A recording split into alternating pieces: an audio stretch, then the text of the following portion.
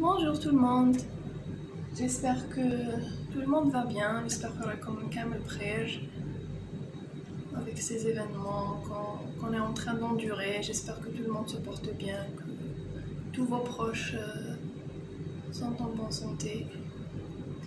Donc j'ai décidé de consacrer une nouvelle vidéo pour expliquer ou bien faire un petit récapitulé ou des explications générales sur le modèle dynamique des robots à chaîne ouverte simple. C'est un chapitre que j'ai pas pu terminer dans le programme et donc pour les personnes intéressées, eh bien je vais faire ça sur cette vidéo.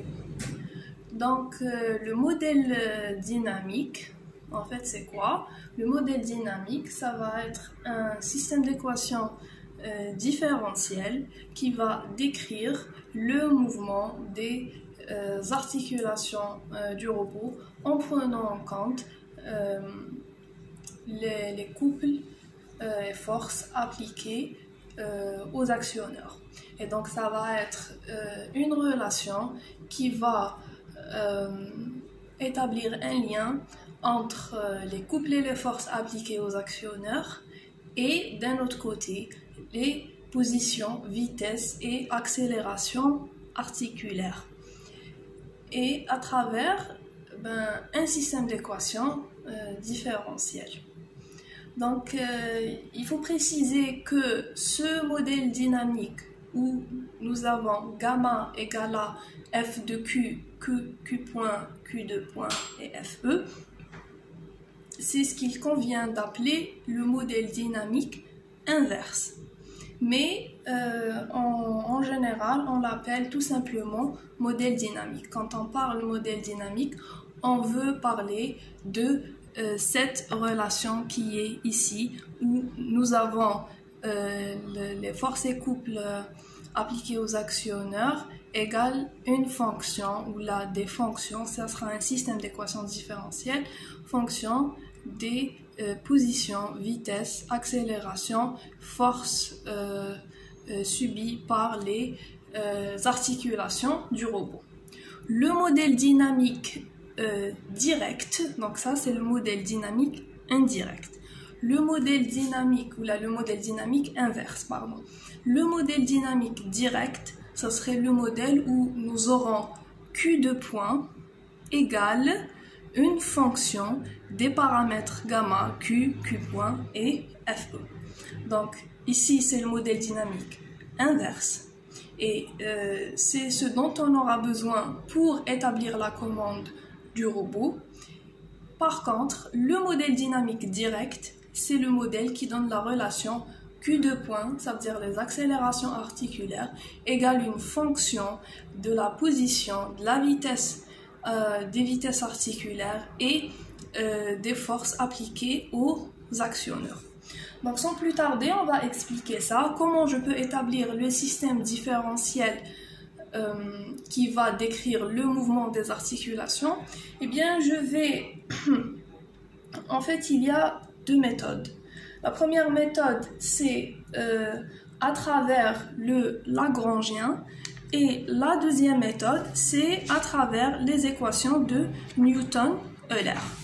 Donc le Lagrangien, c'est une méthode de travail qui est basée sur l'énergie du système. Donc on va définir l'énergie cinétique du système, l'énergie potentielle du système, et le Lagrangien, ça serait la différence entre l'énergie cinétique et l'énergie potentielle. Et ayant le Lagrangien, je vais faire des dérivés par rapport aux articulations, par rapport aux positions articulaires, par rapport aux vitesses articulaires et par rapport au temps, pour avoir notre système d'équations différentielles. Donc ça sera un système d'équations différentielles du second ordre, avec second nombre. Pour la deuxième méthode, qui est la méthode de Newton-Euler, c'est une méthode qui est une méthode récursive. Ça va être une méthode où on va extraire des équations en partant de la base du robot vers l'extrémité du robot et en faisant propager ou bien en établissant à chaque articulation des équations relatives à la vitesse et à la position du robot. On va partir de la base vers l'effecteur et revenir de l'effecteur vers la base pour avoir un système d'équations. Donc, la première méthode qui est le Lagrangien, c'est la méthode la plus simple du point de vue technique ou bien d'un point de vue systématique. C'est une méthode où je vais établir l'énergie cinétique, l'énergie potentielle, faire la différence, faire des dérivés et avoir mon système d'équations différentielles. Néanmoins, c'est une méthode qui est assez lourde d'un point de vue calcul et elle est assez longue à établir lorsque les degrés de liberté dépassent 3. Par contre, pour la méthode de Newton-Euler, c'est une méthode qui demande moins de calcul, mais elle n'est pas basée sur l'énergie du système. Ça va être consacré pour de prochaines vidéos. Donc, je vais commencer par le Lagrangien. Je vais expliquer comment on définit l'énergie cinétique d'un robot à chaîne ouverte simple, comment on définit l'énergie potentielle et comment on calcule ce Lagrangien pour avoir le système d'équations différentielles. Donc ça c'était l'introduction, ça c'est le modèle dynamique direct où on a un lien entre les vitesses articulaires, les accélérations articulaires et position, vitesse, couple appliqué aux actionneurs et force des articulations. Ça va nous donner le modèle dynamique direct. Donc, les formalismes utilisés sont le formalisme de Lagrange, c'est par lequel je vais commencer, et par la suite, nous avons le formalisme de Newton-Euler. Je verrai si je pourrais faire une vidéo sur ça. Donc, il y a différentes notations pour décrire les paramètres utilisés. On va les voir au fur et à mesure qu'on va avancer. Je ne vais pas les lire un à un. Dès qu'on a besoin d'un paramètre, on va l'expliquer. Donc le formalisme de Lagrange.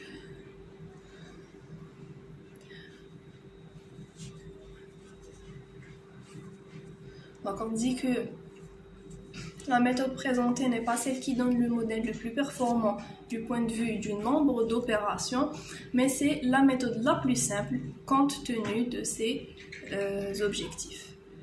Donc on va considérer dans un premier temps un robot idéal, sans frottement, sans élasticité et ne subissant ou n'exerçant aucun effort extérieur, c'est-à-dire le FE-HADEC. Ces facteurs seront pris en compte par la suite. Je vais expliquer quand on prendra en compte les frottements, où est-ce qu'on devrait les rajouter. Donc, le formalisme de Lagrange décrit les équations du mouvement en termes de travail et d'énergie du système. Donc, c'est une méthode qui est basée sur l'énergie totale du système. Donc, ce qui se traduit par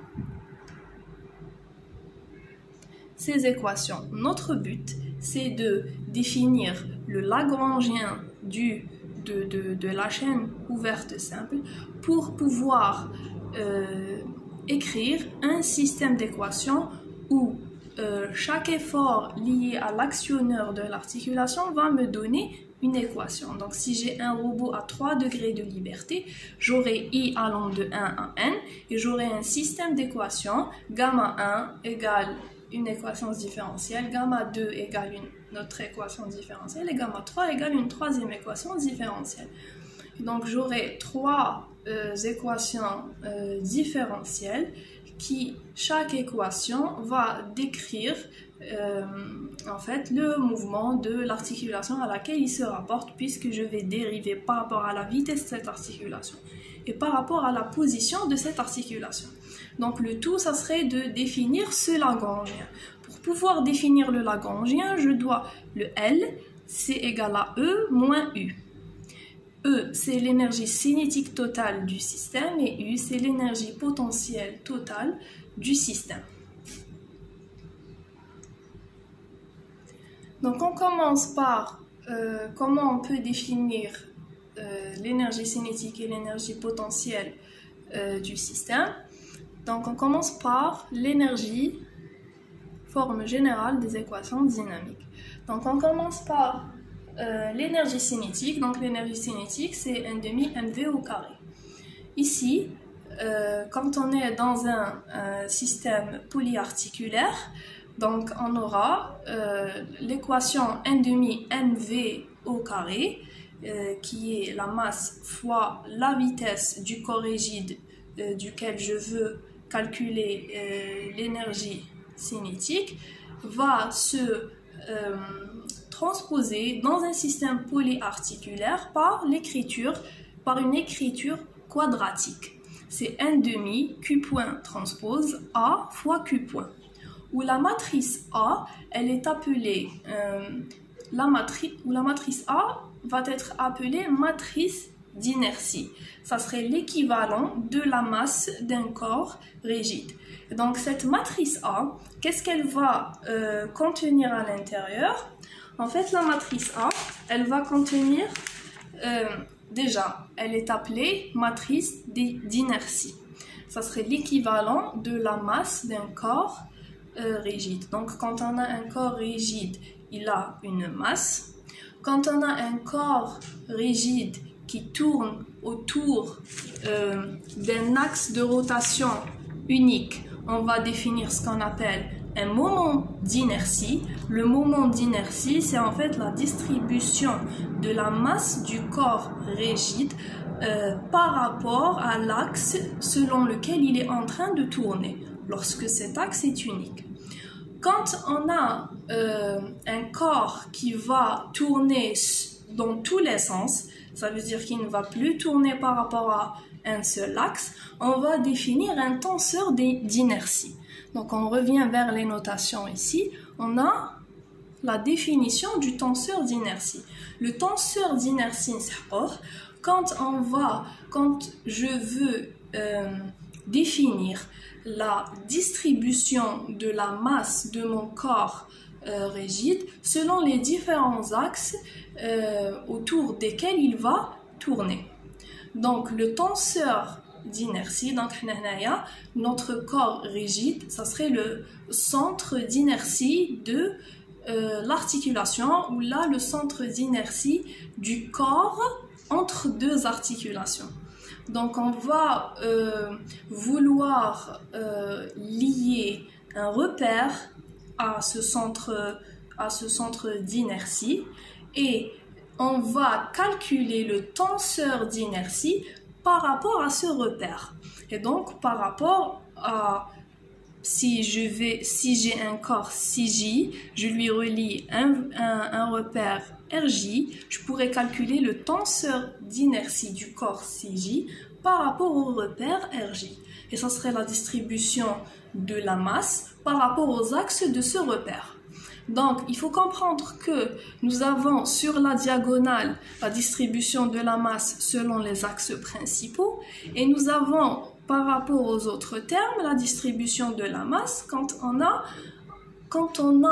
un repère qui n'est pas placé là, lorsque nous n'avons pas une symétrie de notre corps CJ par rapport au repère RJ, les termes ici vont être différents de 0.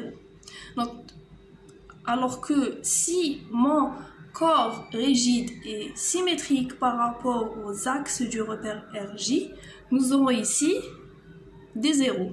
Donc par exemple, si c'est un exemple, c'est rarement le cas, quand on a les corps du robot CJ qui sont des parallélépipèdes ou bien des sphères et que je place mon repère RJ, que je place l'origine du repère RJ sur le centre d'inertie du corps CJ, je vais avoir une symétrie par rapport aux axes. Et donc, je vais avoir hadouma qui sont égales à 0 ou hadouma ont une valeur. C'est rarement le cas. Et donc, en général, cette matrice serait donnée comme information, ou bien si dans le cas pédagogique où on a des exercices à faire, on va en général avoir des corps qui sont symétriques pour pouvoir bénéficier de la simplicité de ce tenseur d'inertie. Donc, je répète, nous avons la masse d'un corps, nous avons le moment d'inertie d'un corps et le tenseur d'inertie d'un corps. La masse d'un corps, le moment d'inertie, c'est la distribution de la masse de ce corps par rapport à un axe unique sur lequel ce corps est en train de tourner. Et le tenseur d'inertie, c'est la généralisation du moment d'inertie vers le 3D où nous avons un corps qui va tourner dans tous les sens. Donc voilà. Donc on revient, la matrice A dépend, la matrice A, qui est en fait la matrice d'inertie, va dépendre du calcul de la matrice tenseur d'inertie.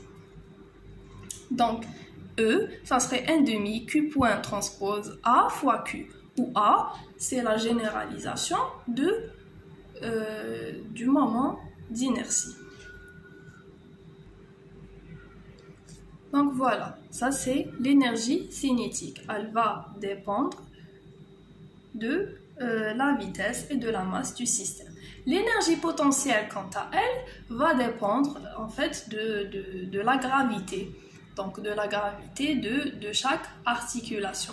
D'une manière générale, les équations différentielles qu'on va déduire d'ici peuvent se mettre sous cette forme, où nous avons la matrice d'inertie A, nous avons une matrice C, c'est une matrice qui va regrouper les couples et forces de Coriolis et centrifuge, et nous avons la matrice en fait qui va regrouper les couples et forces de gravité.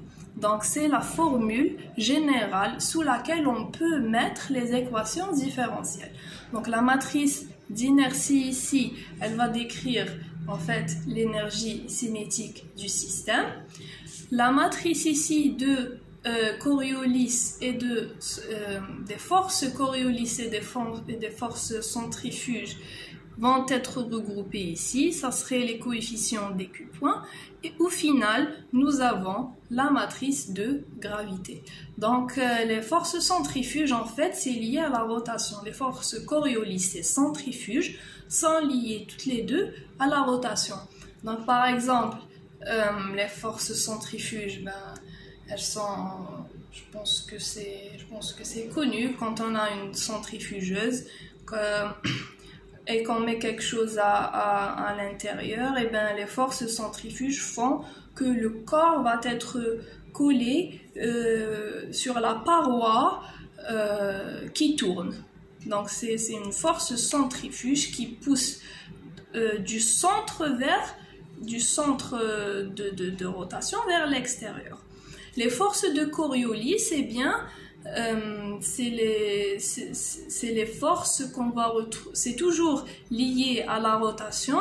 Donc un exemple, c'est quand on fait un virage, quand on tourne sur un virage, c'est le fait d'être projeté vers l'autre sens selon lequel le virage est en train de tourner, c'est dû à la force de Coriolis. Vous pouvez chercher ou documenter sur ça. Et au final, nous avons la force de gravité.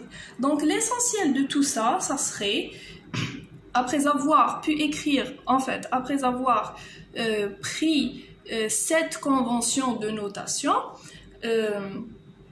on va dire que l'établissement du modèle dynamique va revenir vers le calcul de ces trois matrices A, C et Q. Et donc, pour pouvoir établir le modèle dynamique, pour commencer, on va devoir comprendre comment on peut calculer la matrice d'inertie, la matrice des forces de centrifuge et Coriolis et la matrice de gravité. Ça sera l'objet de la vidéo qui sera juste après puisque j'ai atteint 10 minutes.